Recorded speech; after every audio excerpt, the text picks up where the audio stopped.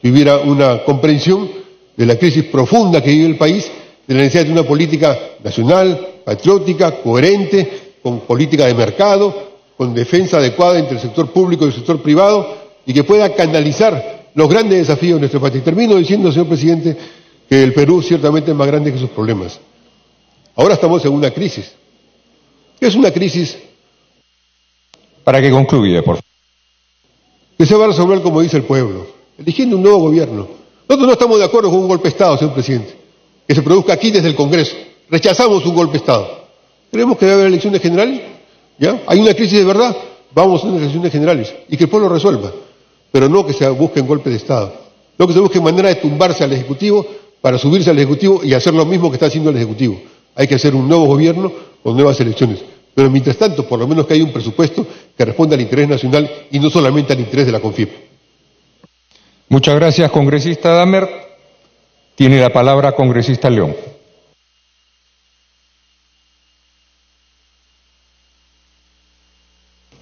Gracias, presidente. Presidente, el presupuesto público que nos ha traído el presidente del Consejo de Ministros y el ministro de Economía y Finanzas del día de hoy representa 177.360 millones de soles. Esto implica 5.5% mayor en comparación al año pasado, pero menor, mucho menor a años anteriores. ¿Y esto por qué? Por las razones ya conocidas. Tenemos una economía totalmente estancada, tenemos un clima de inversiones de inseguridad, de incertidumbre, falta de generación de empleo, falta de predictibilidad, falta de seguridad jurídica.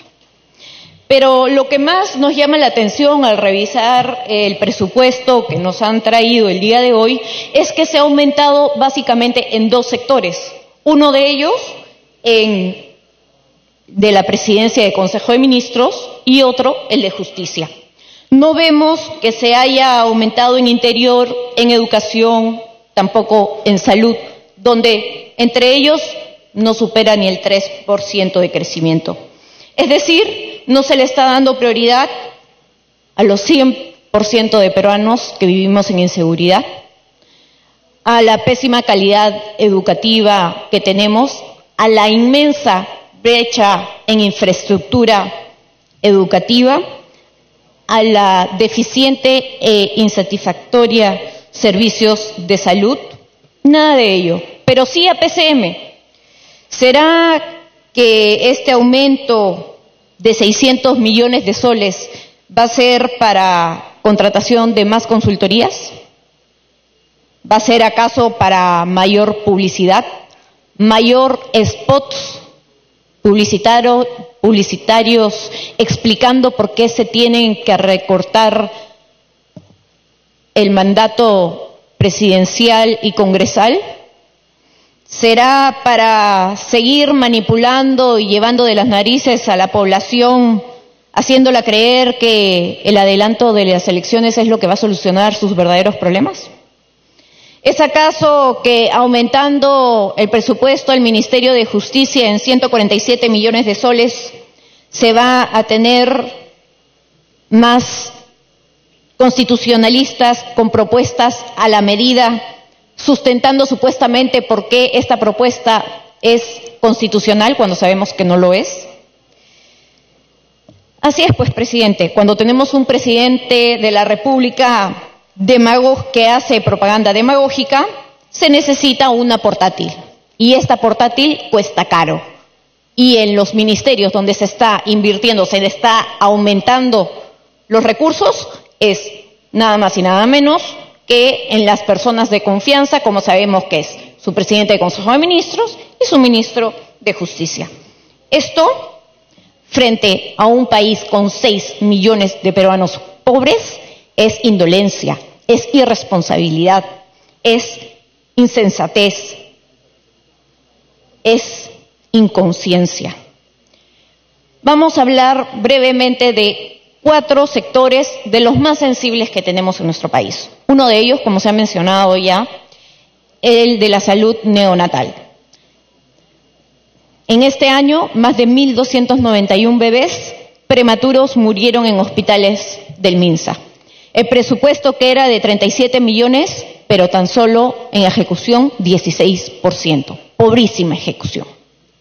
Culpar de esto a los gobiernos regionales no exime a la ministra de la responsabilidad, sobre todo cuando este mismo gobierno dio la ley clarísima, donde exige y dice que el Ministerio de Salud es el ente rector y responsable de supervisar los servicios de salud a nivel nacional. Así lo establece la ley.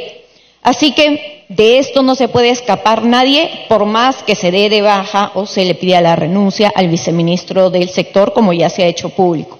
No olvidemos tampoco el caso de Ivette Pinedo. En junio de este año, nada más, y estoy hablando de 2 casos de Lima, Ivette Pinedo fue a dar a luz y le detectaron que llevaba a su bebé en el vientre hacía 7 días muerto. Pero le dijeron que como era domingo y el día siguiente feriado, no la podían atender.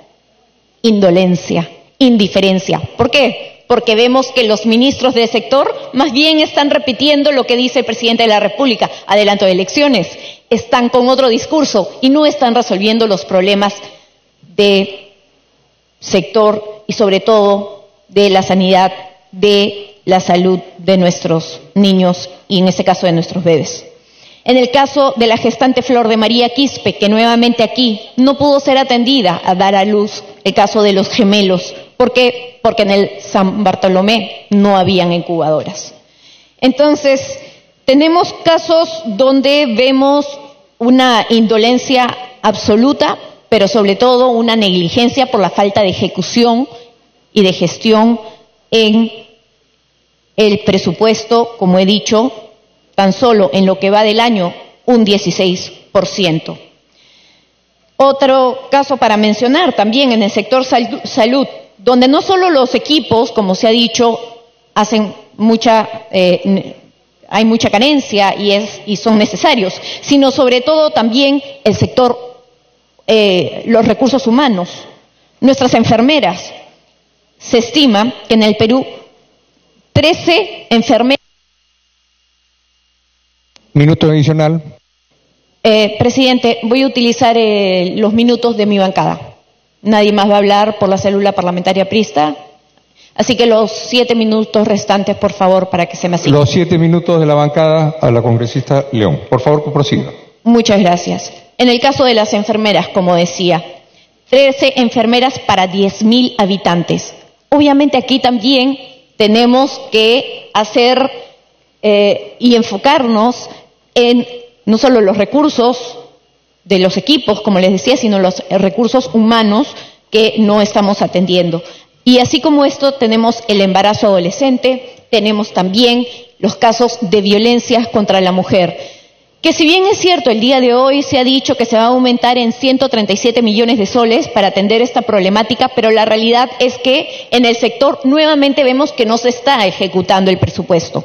Y esa es la preocupación. Recursos puede ser que hayan, pero ejecución nula, absoluta. Entonces, cuando vemos que tenemos más de 118 casos de feminicidio en lo que va del año, superando los años anteriores, pero con un 7.4% de proyectos de inversión en ejecución, decimos, ¿quién está liderando este sector?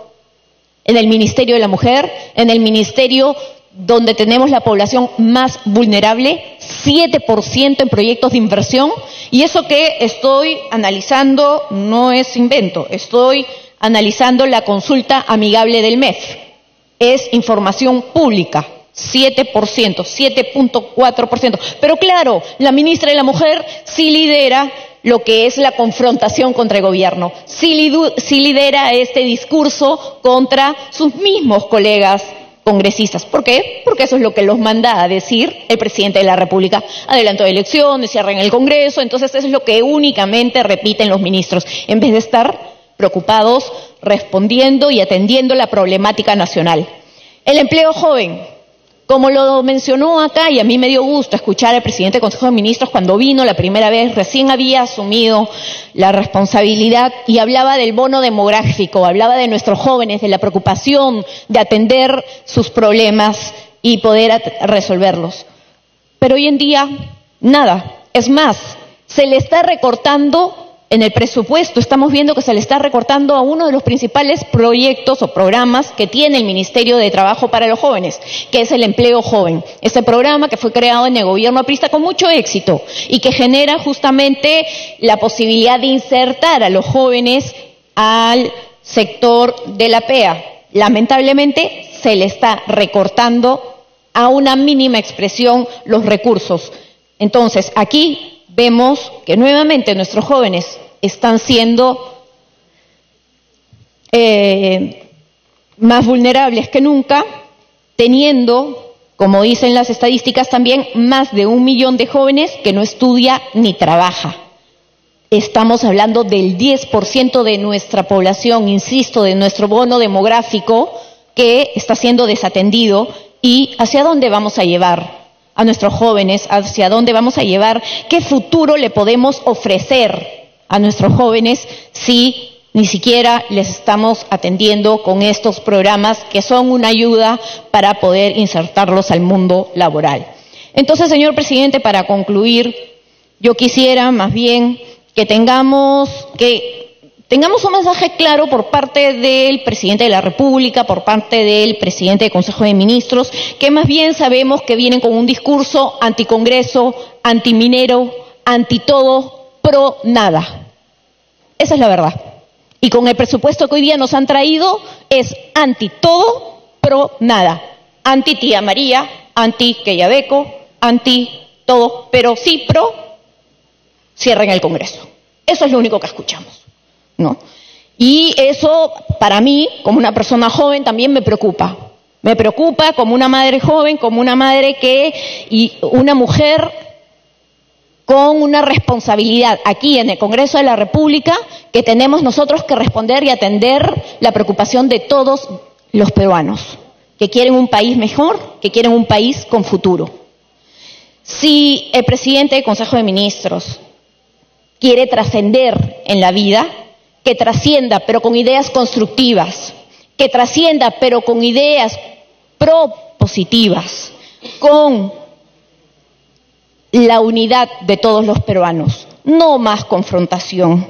Si queremos, y si el presidente de la República, el presidente del Consejo de Ministros quiere trascender, dejar algo a sus hijos, que lo hagan, pero como digo, construyendo, uniendo, gobernando, no eludiendo responsabilidades, no claudicando. Ténganse fe. Si ustedes se tienen fe, nosotros como Congreso de la República los vamos a ayudar y vamos a trabajar en conjunto. Todos los peruanos se lo vamos a agradecer. Ténganse fe y construyan, gobiernen. Eso es lo que les pedimos. Gracias, presidente. Muchas gracias, congresista Luciana León. Por favor, congresista Hernando Ceballos. Gracias, presidente, muy amable. Por favor, señor presidente, si usted lo considera pertinente, una interrupción, 2 interrupciones para el congresista Curro, por favor. Por favor, congresista Curro, 2 minutos de interrupción del congresista Hernando Ceballos. Gracias, presidente, gracias, congresista Ceballos. Todos los años el Ejecutivo presenta la aprobación del presupuesto para los años fiscales. Es de costumbre, pero hay varios artículos de la ley, como el artículo 6, 7, y algunos nunca se modifican.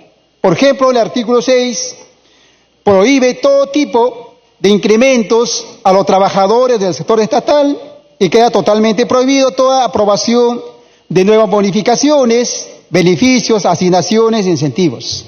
A nadie le importa la situación de los auxiliares de talleres de institutos superiores pedagógicos, tecnológicos, que ganan de 600 a 800 soles mensuales, que ni siquiera alcanza a sueldo mínimo vital.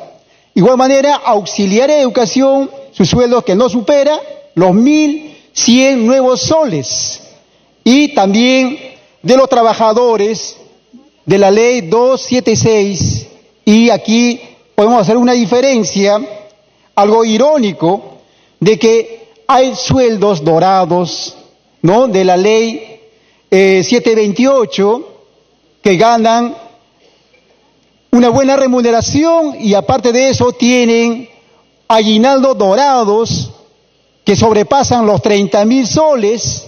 ¿Y qué es lo que pasa en relación a los trabajadores de la ley 276? ¿No? Tienen que recibir un aguinaldo de 300, 400 soles. Es una diferencia, es una discriminación entre los trabajadores. Entonces, si hablamos de la democracia, si hablamos de que no haya discriminación y... Terminó 2 minutos, pues le toca para terminar 1 minuto. Para terminar, entonces, ¿por qué no para todos, si hay igual los aguinaldos, 400 o 300 soles para todos los trabajadores, para los altos funcionarios, para los ministros, hasta para los congresistas, debe ser por igual? Y somos, ¿no?, los legisladores que debemos hacer esta situación, porque no debe haber esa discriminación. Muchas gracias, presidente. Gracias, congresista Curro. Por favor, congresista Hernando Ceballos. Gracias, presidente. Bueno, para saludar al premier acá presente, luego de haber escuchado al ministro de Economía, nos queda claro, señor presidente, que este gobierno lo que sigue pretendiendo año tras año es defender este modelo neoliberal, donde, claro, las cifras macroeconómicas siguen sonriendo para algunos congresistas, pero que sinceramente para el pueblo, para el hombre de a pie, sigue existiendo también una profunda exclusión, señor presidente. Y lo cierto es que esto se corrobora porque la perspectiva de crecimiento económico para este año es menor que la del año pasado. Acá lo más probable es que no lleguemos al 3%, y esto lo sabe el ministro de Economía. Por esa razón es que esta ley de presupuesto señala un incremento que apenas supera el 5.5, o sea, nuestro promedio de incremento de presupuesto se ha rebajado en relación con el histórico que tenemos. Y esto es así porque responde a la visión neoliberal del gobierno de Vizcarra de achicar el déficit fiscal, cerrar aquí cualquier posibilidad de que el gasto público pueda generar una participación del Estado y de las obras públicas sustantivo en nuestro país, en nuestra economía. Y por tanto, la lógica de que haya más recursos, más dinero circulando en el país para reactivar la economía, pues eso no puede ser, ¿no? Hay que seguir las recetas del Fondo Monetario Internacional, ¿no? Pero de ninguna manera el Estado puede empezar a modificar algún tipo de estándar en la economía. Por eso es que no se modifica la política tributaria, por eso es que no se toca el Fondo de Reserva Fiscal de ninguna manera, ¿no? Y señor presidente, entonces seguimos con una economía que depende básicamente de una tributación indirecta, porque la tributación directa toca los grandes intereses, y fundamentalmente una economía atada a un modelo económico que nos subordina totalmente al precio de los metales internacionales y a la relación buena o mala de China con Estados Unidos. Hay peleas, hay broncas entre China y Estados Unidos, entonces afecta a la economía peruana. ¿Por qué? Porque tenemos una economía dependiente, no tenemos una economía fuerte, no tenemos una economía diversificada, somos una economía que depende en este mundo globalizado básicamente de qué dicen o deciden las grandes potencias. Entonces, cuando hay crisis, se nos empiezan a caer todas las estanterías, ¿y quién paga los platos rotos? El pueblo, señor presidente. Y esto se refleja en que, por supuesto, el Estado no va a modificar la situación de los trabajadores en el país. Claro, somos como decía acá un congresista, traemos buenas noticias. ¿Buenas noticias para quién? ¿Se van a modificar los sueldos de los jubilados? ¿Van a mejorar los sueldos de los trabajadores del Estado? ¿Se va a aprobar acá una negociación colectiva que le permita a los trabajadores de nuestro país negociar en condiciones correctas, justas, humanas, sus salarios, sus bonificaciones? Por supuesto que no. No, eso no le interesa al modelo neoliberal. Aquí hay que privilegiar que los grupos económicos no sean tocados, no paguen impuestos como realmente merecen en este país, ¿no? Y por supuesto hay que cuidar una caja fiscal que finalmente la tenemos ahí, que es altísima, que es más de 5.700 millones, pero que no la podemos utilizar para reactivar la economía, ¿no? Entonces, señor presidente, nos preguntamos, ¿por qué razón es que seguimos manteniendo en este modelo neoliberal, este modelo de una economía que solo apuesta al extractivismo primario y no nos permite diversificarnos, tener una empresa nacional fuerte, tener una presencia del Estado en las empresas estratégicas?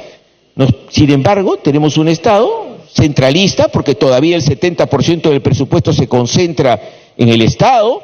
Tenemos todavía recortes presupuestales absolutamente incoherentes, como el recorte presupuestal a Piura y Ayacucho. Piura, que sale de una etapa crítica y que no ha podido resolverse por la incapacidad del Estado en la ejecución de los presupuestos, pues entonces le rebajamos el presupuesto, ¿no? Le rebajamos el presupuesto. ¿Para qué Piura va a tener incrementos en el presupuesto? Que ahora se sujete a un 2.7% del presupuesto nacional.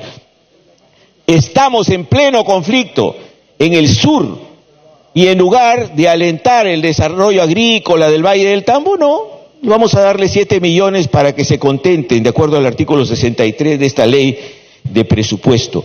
El aporte del agro, que dígase de paso, sería bueno que el ministro nos explique por qué los niveles de ejecución en el agro no llegan ni al 40%, sigue siendo el presupuesto para el agro un presupuesto que de ninguna manera nos va a permitir reactivar, tecnificar el agro. Tampoco hay una política para repotenciar a la pequeña y microempresa, tampoco, eso no existe en el país, ¿no? O sea, vamos a seguir teniendo la misma realidad de microempresas que subsisten en medio de un mercado que se mueve con total inestabilidad y, por supuesto, con un 73% de informalidad laboral. ¿A quién le interesa en la ley de presupuesto que millones de peruanos no tengan ni siquiera un seguro? Y sin embargo, aquí hay un tema que es de una enorme responsabilidad y que sería bueno que el Premier nos explique: ¿cómo es que se va a lograr un seguro universal para todos los peruanos con este incremento que se le ha dado al Seguro Integral de Salud? Es imposible. Entonces, acá lo que estamos hablando es de un anuncio absolutamente demagógico y alejado totalmente de la realidad. Lo cierto, señor presidente, es que lo que acá tenemos es una ley de presupuesto que ratifica la línea de proteger a la gran empresa, de no tocar sus aportes tributarios y seguir en la postergación de millones de peruanos. Los jubilados tendrán que seguir esperando. La gente tendrá que seguir haciendo su cola sin medicamentos, sin equipamiento, sin hospitales en nuestro país. Los jubilados tendrán que seguir ganando 300, 400 soles y seguiremos teniendo un 73% de una masa laboral sin ningún tipo de cobertura ni seguridad social, en un país que viene creciendo hace varios años. Pero ¿a dónde se va la plata, señor presidente? ¿A dónde se va el dinero de este país que, según dicen algunos congresistas acá, es un orgullo, ¿no? Buenas noticias, ocupamos los mejores lugares en crecimiento en América Latina? Sí, pero alguien se lleva el dinero, pues, señor presidente, y no precisamente los sectores más humildes y más pobres que lo necesitan. Este presupuesto refleja, señor presidente, el carácter de clase de este gobierno, refleja el fortalecimiento desde el nivel del Poder Ejecutivo, del modelo neoliberal y de un proyecto de país dependiente, ¿no?, absolutamente sujeto a los grupos internacionales y que no emprende de ninguna manera el camino de una diversificación productiva, de una industrialización y, por supuesto, de un camino de libertad para la patria, donde nosotros nos fortalezcamos en las empresas estratégicas, señor presidente. Gracias. Muchas gracias, congresista Ceballos. Le toca la intervención al congresista Octavio Salazar. Por favor, congresista. Muchas gracias, señor presidente. Me está solicitando el señor congresista Tubino hacer uso de la palabra. Una intervención, los 2 minutos. Adelante, por favor, congresista Tubino. Sí, muchas gracias, señor presidente. De todo un saludo al señor presidente del Consejo de Ministros, al ministro de Economía. Yo me voy a referir básicamente a la Amazonía, señor presidente, y muy rápidamente. Y también a lo que significan las fronteras de nuestro país. nosotros en la Comisión de Relaciones Exteriores estamos preocupados por nuestras fronteras, porque el Perú ha dejado de ser un país de tercer mundo, es un país en mediano desarrollo. Pero cuando uno camina, sobre todo en las fronteras amazónicas, lo que encontramos es un país del quinto mundo. Entonces, y cuando revisamos bien la legislación que tenemos en nuestro país, tenemos la ley de fronteras, la ley marco para el desarrollo de la integración fronteriza, que en su artículo 34 dice Fondo para el desarrollo de fronteras e integración fronteriza. El Poder Ejecutivo adopta las acciones necesarias para la creación y determinación de la fuente de financiamiento de este fondo. No hay plata para esto. Entonces, yo solicito que se revise este tema, que se revise también los presupuestos que se dan para la Amazonía. La Amazonía está en los ojos del mundo. El Perú no mira a la Amazonía. El 60% del territorio nacional es amazónico. El Estado peruano está ausente de nuestras fronteras amazónicas y del territorio amazónico. Entonces, es un tema que, dadas las circunstancias, dada lo que se vive hoy en el mundo, lógicamente tenemos que comenzar a mirar la Amazonía. No hemos mirado a través de los años esa región tan importante para el Perú y que hoy es un pulmón de la humanidad. Así que hago esa solicitud de que se revise, que hoy básicamente el presupuesto que se asigna a las 5 regiones amazónicas es 5% del presupuesto, 6%, por ahí anda. Entonces, realmente ese tipo de política que la vamos llevando, de repente sube una décima o 2 décimas, pero no, acá tiene que haber un cambio. La Amazonía es una región. Muchas gracias, congresista Tubino. Por favor, congresista Salazar, continúe. Muchas gracias, señor presidente del Congreso de la República, colegas congresistas, señor ministro de Estado, les damos nosotros la cordial bienvenida al Parlamento Nacional. El jueves 29 de agosto, el Poder Ejecutivo remitió al Congreso el proyecto de ley de presupuesto para el año 2020, que asciende a 177 millones y algo más, lo que representa un incremento nominal de 5.53%, aunque en algunos lugares el 5.55 está llegando a 1.7, a 0.9. No es a todos el 5.5, es un ponderado en todo caso. Más allá de las cifras indicadas, entramos a este debate bajo el siguiente escenario político-social. Punto 1, los efectos de su discurso del presidente para fiestas patrias respecto a la convocatoria de nuevas elecciones. La conspiración de grupos radicales de pensamiento antisistema que atentan contra la inversión privada para dejar sin efecto el proyecto minero de Tía María. Además, una deficiente administración de más de 1 año y medio del gobierno han ocasionado indudablemente un enorme daño a la economía. Como nos revelan los datos del Banco Central de Reserva, así como también Ipsos Apoyo, en relación a la demanda interna y a otros indicadores macroeconómicos. Solicito, señor presidente, el apoyo para poder pasar una diapositiva con relación a la demanda interna, la misma que seguirá debilitándose, que eso es lo que nos muestran los cuadros o nos van a mostrar los cuadros en estos instantes, y que la economía crece menos que la economía nacional. Ahí podemos apreciar. 2018, el PBI en el Perú 4%, el 2019 2.2%. Y de ahí hacia abajo, el del 2019, estamos viendo un descenso preocupante de nuestra economía. Asimismo, señor presidente, en relación, en ese orden de ideas, es necesario reflexionar qué ha sucedido también con la ejecución presupuestal de la inversión pública en lo que va del gobierno del señor Vizcarra, así como en otras instancias del gobierno, como lo son las regiones y los gobiernos locales, que tienen la responsabilidad de la ejecución del presupuesto de gastos. Al respecto, podemos apreciar que la inversión pública en los últimos 8 meses ha logrado, entre comillas, un resultado de 0% en crecimiento. Repito, 0% en crecimiento, comparado con el mismo periodo del año pasado, según la información de transparencia económica del propio Ministerio de Economía y Finanzas. Sin duda, es responsabilidad del gobierno nacional, de los gobiernos regionales y de los gobiernos locales, pero no hay necesidad de ser adivino para saber quién le echará la culpa para que se justifique la ineficiencia. Yo me imagino que será también al Congreso de la República echarle la culpa de esta situación tan complicada con relación al tema del crecimiento.